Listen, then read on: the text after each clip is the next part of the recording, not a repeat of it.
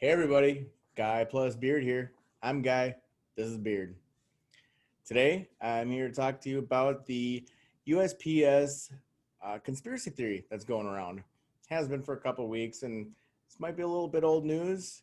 It's kind of the flavor of last week, but trust me, this is not the last that you've heard of it.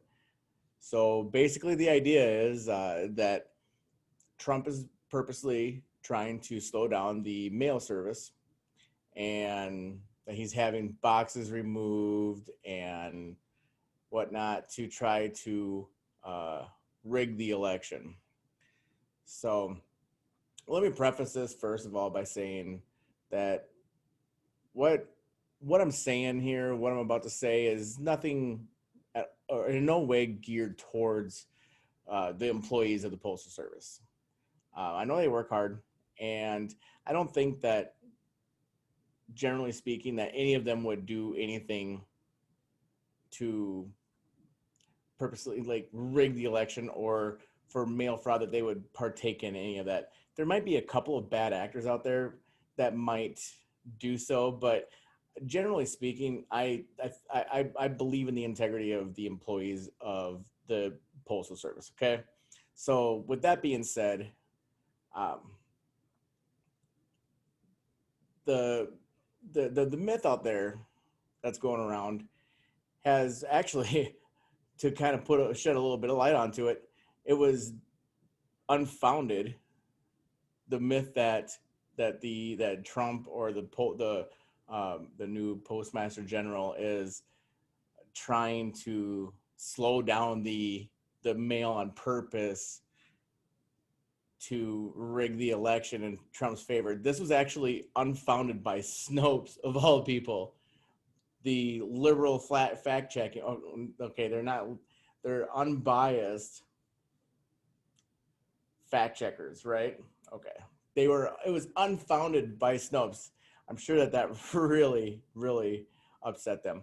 Anyways, um, so some of the things that I've seen going around is claims that this new Postmaster General is a Trump crony, that he's Trump's new elected or new appointed Postmaster General. And I just want to make one thing very clear.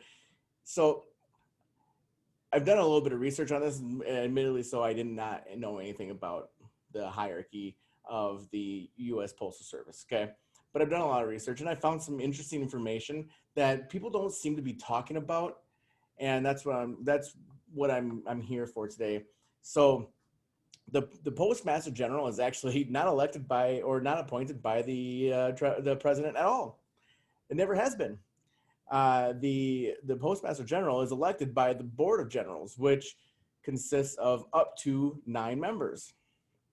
So so now so you use that as an argument, and the argument back is that, well, yeah, but they're Trump's elected members, and you think, oh, okay, well, yeah, that does seem kind of rigged. Well, yeah, until you realize that when Trump went into office, there was zero, none whatsoever. There was not one member on the general board. Huh?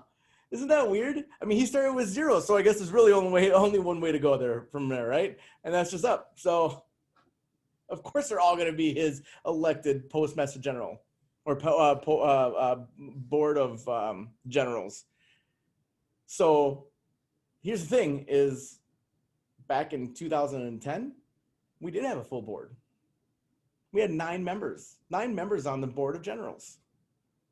And from 2010 until December of 2016, one by one, they fell off and they were never, ever replaced. Who was president back then? From 2010 to December 2016. So the argument may be, well, Obama made appointments, but the Senate never approved them. Because, see, here's the thing is the president will make an appointment, but it has to be confirmed by the Senate. So that's a good argument. Yeah. Obama made appointments. Never, they were never confirmed by the Senate.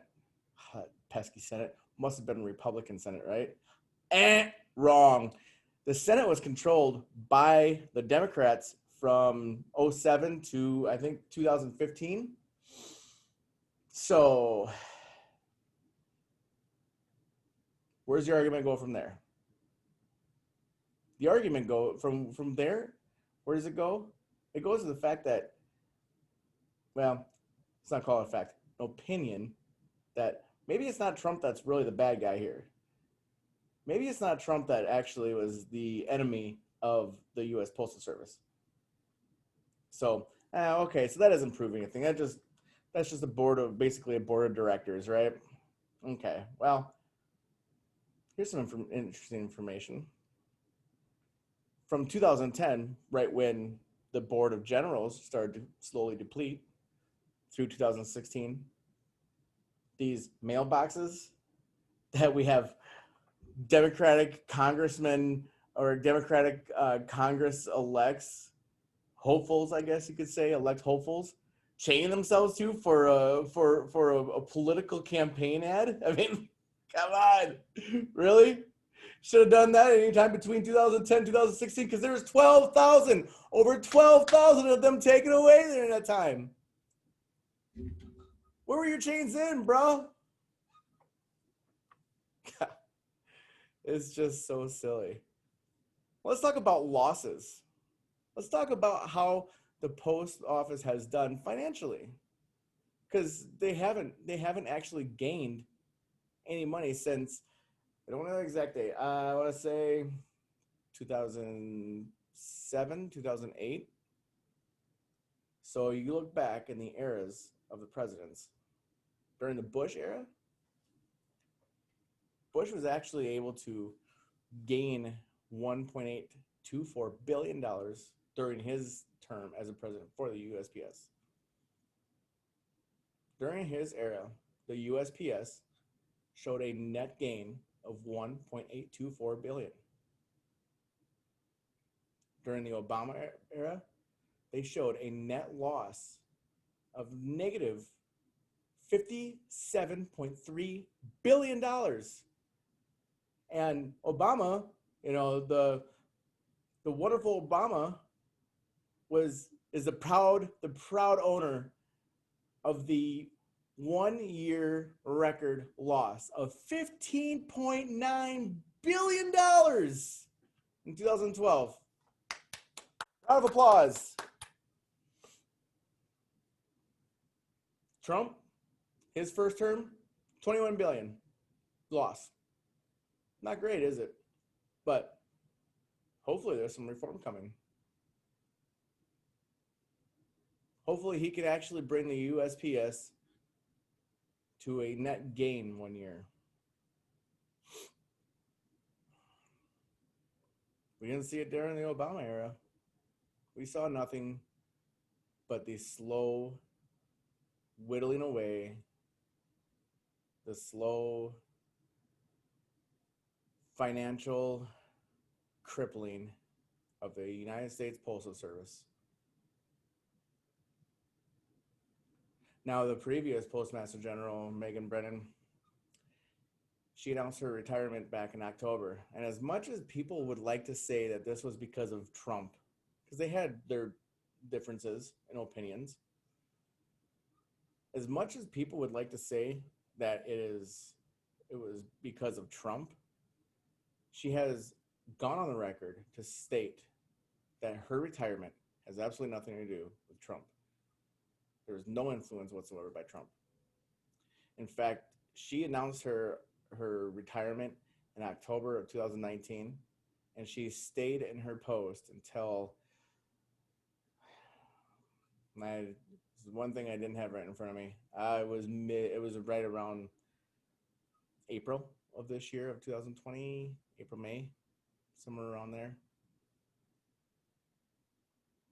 Don't quote me on that, but it was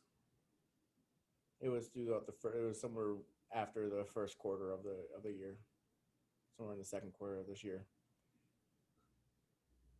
So if Trump was really rushing her out of office, do you think that she would have sat there for 6, 7, 8 more months? I don't think so. So, like I said, this week you probably won't hear too much about the USPS. and the mail-in ballots and whatnot, but trust me, you will. You will again. And when you hear these silly little arguments, now you know some information, some valuable information that nobody seems to be talking about. Nobody seems to be talking about, but it certainly debunks all of the arguments that are out there. Maybe that's why no one's talking about it. All right, guys, thanks for watching. Hit that subscribe button. Hit the bell notification. There's more to come. Thanks, everybody, and have a great day.